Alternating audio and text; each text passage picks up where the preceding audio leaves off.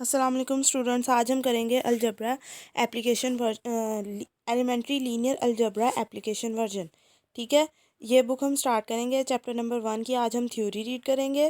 Theory में हमारे पास जो है वो सबसे पहले क्या आता है, इस चैप्टर की 9 एक्सरसाइजेज हैं फर्स्ट चैप्टर की।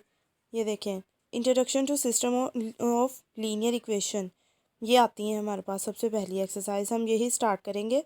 यहाँ पे हमारे पास इंट्रोडक्शन में ये हम लोगों को उन्होंने बताया है, information in science business and mathematics is often organised into rose and columns of the form rectangular era called matrices.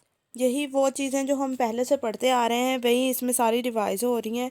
उन्हीं को लेके हम आगे जो है वो काम करेंगे।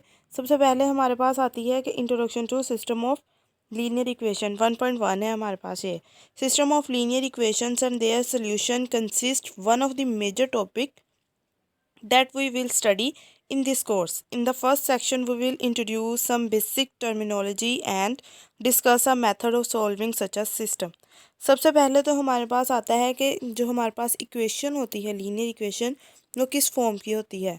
ऐसी जो आगे उन्होंने हमें दी है, A X plus B Y equals to C, A B not both equal to zero. ये है 2 डायमेंशनल में हमारे पास जो है इक्वेशन आ रही है ये। इसके बाद 3 डायमेंशनल में यानी एक्स वाई और जी में आ रही है। These are examples of linear equations, the first being a linear equation in the variable x and y and the second is a linear equation in variable x, y and z. x, y और z को हम क्या कहेंगे, variable. More generally, we define linear equation in the n variables x1, x2 up to so on xn to be one that can be expressed in the form of this. ये आगे उन्होंने form हमें दी है, first equation बताई है कि इस फॉर्म में कहते हैं हम लोग उसे।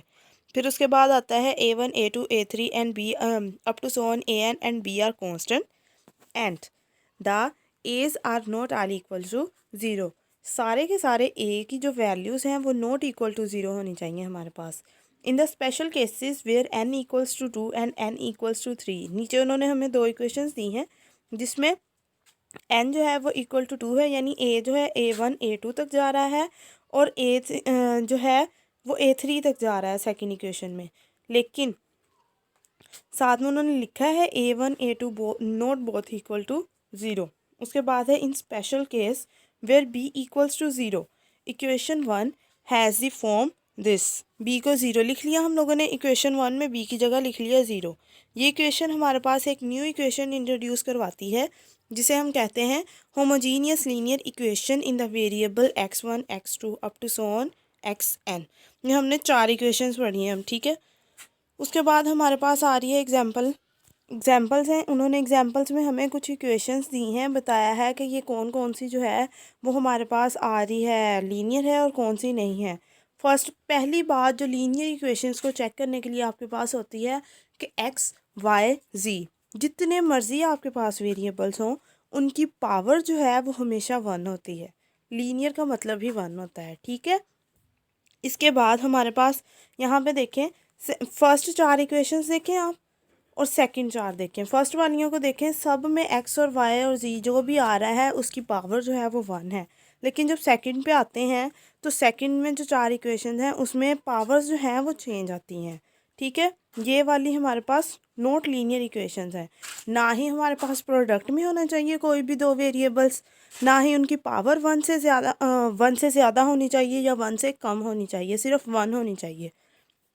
उसके बाद है a finite set of linear equation इस called a system of linear equation.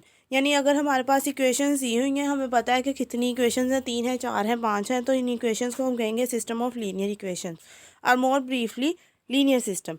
The variables are called unknown. x1 x2 x3 को हम क्या कहेंगे, unknowns. For example system 5 has follow that follows has unknown x and y and system 6 has unknown x1 x2 and x3। ये ऊपर जो उन्होंने हमें 2 portion दिए हैं ना, एक को 5 कह लिया, एक को 6 कह लिया उन्होंने, ठीक है। ये वाली रोज़ 5 है, ये वाली सेकंड वाली रो हमारे पास 6 कहलाती है। इसमें देखिए हमारे पास एक जो है, नहीं ये नीचे दी हुई है उन्होंने, 5 और 6 नीचे दी हुई है, इक्वेशन नंबर 5 और 6। एक वाली में एक्स वाई है और सेकंड वाली में x1 x2 x3 है, ठीक है। इसके बाद हमारे पास आता है जनरल फॉर्म आती है ये हमारे पास, a general linear system of m equations in the n unknowns x1, x2, x3, x up to so on xn can be written as a11 x1, a12 x2। इसे हम a11, a12, a13 ये नहीं पढ़ेंगे, a11, a12, a13, a1 first row में 1 वही रहेगा, next वाली line change होती जाएगी। इसी तरह सेकंड रो में 2 वही रहेगा, सेकंड वाली लाइन चेंज होती जाएगी, 1 2 3 4 up to so on n तक आएगा। इसी तरह हम चेंज करते जाएंगे और लास्ट में हमारे पास हम कह रहे हैं कि लास्ट वाली काउंटिंग को एन लेट कर रहे हैं हम, इसीलिए हम लोगों ने शुरू वाले को हम लोगों ने कंसिडर कर लिया है एम। और लास्ट इक्वेशन हमारे पास है am1 x1 plus am2 x2 up to so on amn xn equals to bm। A solution of a linear system in n unknowns x1, x2 and up to so on xn is a sequence of n numbers। इसमें उन्होंने बताया है कि जो हमारे पास sequence का result आता है S1, S2 up to so on Sn let कर लिया है हमने, ठीक है। ये हम लोगों ने सब्सटीट्यूशन कह लें या फिर लेट कर लें, या आंसर जो निकलेंगे हम उन्हें कह लेते हैं कि x1 का आंसर निकला S1, x2 का निकला S2, up to so on xn का हमारे पास निकल आया xn Sn तक, ठीक है। फॉर एग्जांपल है, नीचे उन्होंने बताया x इज़ इक्वल्स टू 1 आया, y इक्वल्स टू 2 आ गया। इसी तरीके से 3 निकले हैं। इन कोऑर्डिनेट्स को जैसे हम लिखते थे 1 2 3 कोमा लगा के वैसे लिखेंगे। फिर इसके बाद उन्होंने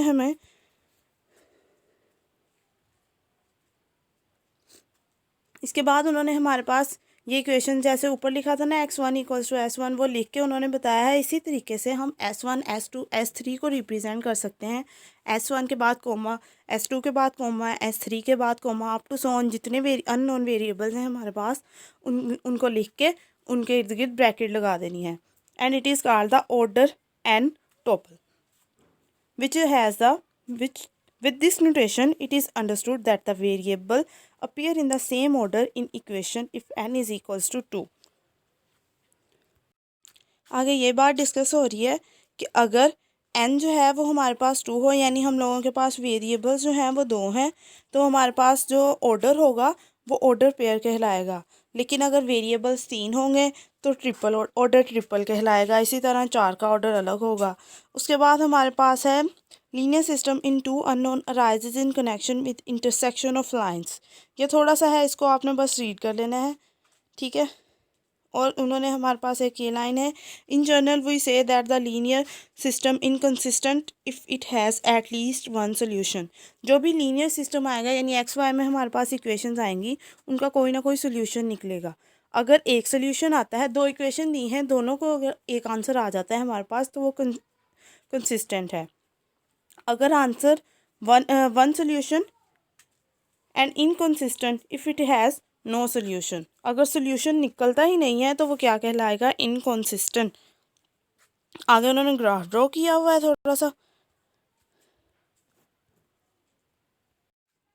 आगे ये हमारे पास एग्जांपल्स हैं जो हम लोग आगे जैसे जैसे क्वेश्चन करेंगे वैसे वैसे एग्जांपल्स भी हमारे साथ साथ होती जाएंगी। A linear system with one solution, जिसमें हम लोगों के पास एक्स और वाई का एक एक आंसर आए, उस वो बताया हम लोगों ने 3 केस डिस्कस किए हैं ना।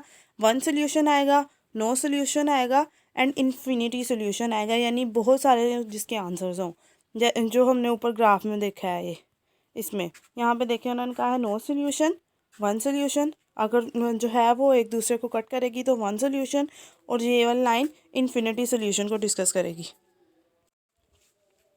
इसके बाद हमारे पास सेकंड है नो सोल्यूशन का, उसमें उन्होंने सोल्व किया है, एक तरफ 0 आ गया which is not equal to -6 आता है, लेकिन वो ये कह रहे हैं कि ये इक्वल टू -6 है।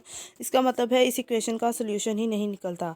इसी तरीके से फोर्थ एग्जांपल है हमारे पास, वो ये है जिसमें बहुत सारे आंसर्स आएंगे, ठीक है, यानी 1 2 3 बहुत सारे आंसर्स निकलेंगे। उसके बाद हमारे पास आती है 5वां है linear system with infinite many solution, ठीक है। अब हमने आगे करना है आर्गुमेंटेड मैट्रिक्स।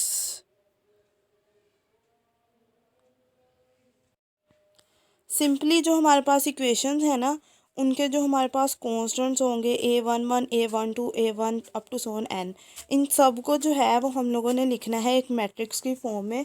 जो हमारे पास वेरिएबल्स हैं x1, x2, x3 up to Son xn, इनको ख़त्म करके इनको ब्रैकेट में लिखेंगे, ये जैसे इन्होंने ये लिखा हुआ है। तो ये हमारे पास क्या बन जाएगा, एक augmented matrix of the given system of equation. Next हम लोग करेंगे using elementary row operation. First year में हम लोगों के पास थर्ड चैप्टर में हम ये काम करते हैं। वहाँ पे तो होता था ना कि हम करते थे रो ऑपरेशन, लगाते जाते थे। यहाँ पे इन्होंने जो है हम लोग इसको सोल्व करेंगे, बहुत इजी वे में सोल्व करेंगे। वहाँ पे हम लोग लगाते थे कि ना ऑपरेशंस लगाया है फिर उसको सोल्व किया, कहीं से कोई गलत हो गया फिर ऐसे, वो सही नहीं होते थे। लेकिन यहाँ पे जो ये मेथड है वो बहुत इजी है। आप इक्वेशंस को लेके सोल्व करेंगे और उसके ज़रिए से आप अपनी आर्ग्यूमेंटेड मैट्रिक्स में चेंजेस करते जाएँ और उसका आंसर निकालते जाएँ। इसी तरीके से ये सारा होगा। अब हम करेंगे एक्सरसाइज का क्वेश्चन नंबर 1 इक्वेशन है, determine whether the equation is linear in x1, x2 and x3। ठीक है, आपने बताना है कि जो क्वेश्चंस दिए हैं इनमें कौन कौन सा जो है इक्वेशन लीनियर है, कौन सी इक्वेशन लीनियर नहीं है। फर्स्ट को देखें, फर्स्ट में x1 की पावर 1 है, x2 की पावर भी 1 है, x3 की पावर भी 1 है। ठीक है, तीनों की पावर 1 है, इसका मतलब है ये जो इक्वेशन दी हुई है वो हमारे पास कौन सी है, लीनियर इक्वेशन है। बी को देखें, बी में जो है वो हमारे पास x1 की पावर भी 1 है, x2 की पावर भी 1 है, लेकिन थर्ड पॉइंट पे हमारे पास x1 और x3 मल्टीप्लाई हो रहे हैं। हम लोगों ने पढ़ा था, बताया था मैंने आपको कि जो मल्टीप्लिकेशन ना ही मल्टीप्लाई होंगे दो अननोन वेरिएबल्स, ना ही उनकी पावर 1 से ज़्यादा होगी और ना ही 1 से कम होगी। ठीक है, तो यहाँ पे ये दोनों मल्टीप्लाई हो रहे हैं, इसका मतलब है ये लीनियर इक्वेशन नहीं है। इसी तरीके से थर्ड वाले को देखें, ये भी लीनियर है। फोर्थ वाले को देखें, ये लीनियर नहीं है, डी पार्ट। इसी तरीके से ई पार्ट को देखें, ई में x1 की पावर कितनी है, 3/5 which is not equals to 1। So ये तो हमारे पास पहले ही कह दिया हम लोगों ने कि ये लीनियर नहीं है। इसी तरीके से एफ़ को देखें तो वो लीनियर है। अब हम करेंगे क्वेश्चन नंबर 2, या आप लोग करेंगे, जो क्वेश्चन नहीं होगा वो आप मुझसे कमेंट में पूछ सकते हैं। आज के लिए इतना ही, कल हम क्वेश्चन नंबर 3 करेंगे। अल्लाह हाफिज़।